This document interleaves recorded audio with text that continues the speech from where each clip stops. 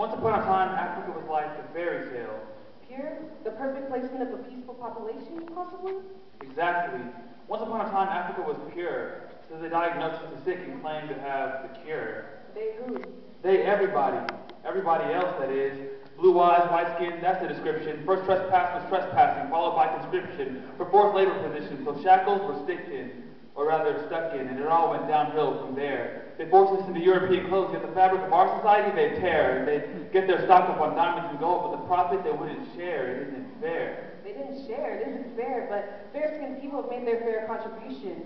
Introduced us to the concept of legal constitution, taught us all about educational institutions, brought Christ into our culture, starting a simple absolution. No perfect solution, but I wouldn't go as far as to call them Africa's pollution. Really? Not Africa's pollution? You say they make contributions, but why is it when we say find natural resources, they always try to scoot in? Never mind diamond, let's talk about oil, that black gold. At first it was our secrets, we let them in the fold, all because we were told that it could be sold. Only with their help, so they sold us out and told us to leave and leave the rest to them. Don't try to be bold and resist. Thoughts of financial independence, just cease and desist. That same old story, we've all heard of, something like Rudyard Kipling's The White Man's Burden. Could have been Africa's time to shine. Instead, it just hurt him. Had we just been left alone, things wouldn't have worsened.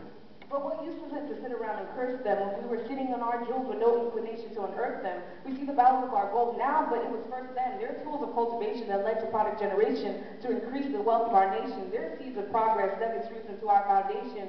Time waits then. Black oil becomes green and green becomes green. Food for energy, food from energy, thanks to Shell, Exxon, and Chevron. They started the process, and that was step one. Next is step two, plan to improve the state of our state by creating new revenue, taking power from old hands and into the new from people like me and you.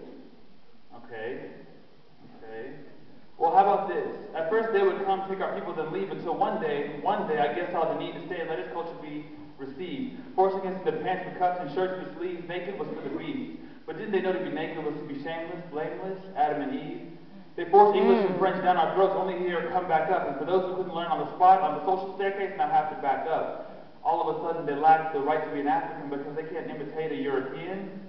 They called us savages, and their culture was a gift we were lavished with. Yet all the time when they forced their culture on us, they forced themselves into our land and ravaged it.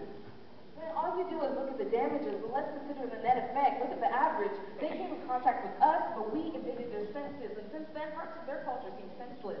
White rice without our spices seems bland. Their ballads without the beat of our drums somehow seem lifeless. They now know that culture from Africa is the nicest, and we haven't even pulled out our MasterCard yet. Our women, we're correct. Ain't no use to Africa, bro. All the best women all reside in Africa. They try to influence us, but we flipped it on them like magic. Abracadabra. Okay, you bring up some good points. You're pretty intelligent, but let me use you to exemplify another problem that's prevalent. You were born in Nigeria, yes? Yeah, but why is that relevant? Because now you live outside the country. Intelligence severing. Huh? Brain drain. Each generation germinates the leaves of the tree called Africa feels the same pain because they weren't content to take our arms and backs. They had to aim brains, so now we can't store any memory in Africa's mainframe. They decided to enter our land and take control of our people and knowledge and shift intelligence from our capital to theirs until all the knowledge escaped and was deleted, or rather depleted. But African intelligence, we're not the only ones who need it. All around the world, our skill sets are needed. The brain starts here where we mold, shape, and knead it and send it to other countries where they can build and repeat it. The mission of our parents when they first came overseas is to watch us grow as they would oversee our education. So you see why they get mad when we get seized? Because we don't use our full potential when we could overseize other opportunities, lest we fail to leave a legacy. So you see, the effect isn't necessarily negative, and what we've achieved we couldn't have if we've been separate. We owe thanks to them, at least to some small degree. I see where you're coming from, but I choose to disagree. Though in our hearts we seem to be in solidarity, a parity is not what we want. Instead, we'd rather parity. In other words, we want Africa to be treated fairly, and though the means to the end we continue to debate, I think we both necessitate that greatness should be the state of our state. Woo!